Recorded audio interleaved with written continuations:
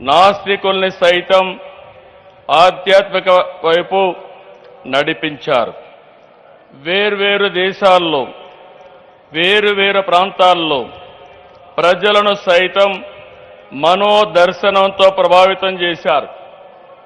కష్టాలు, బాధలు, సమస్యల పరిష్కారానికి మార్గం చూపారు. బాబాను చూస్తూ భజనలు చేస్తూ సామాన్య భక్తుల నుంచి దేశాధినేతల వరకు అనుగ్రహం పొందారు.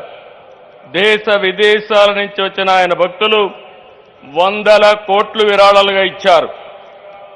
కోట్ల ఆస్తులను వదులుకుని సత్యసాయి సన్నిధిలో ఎంతో ప్రశాంతంగా సంతోషంగా గడిపారు. ఈ spiritual power gave people across the world, some who had never heard of Sai Baba,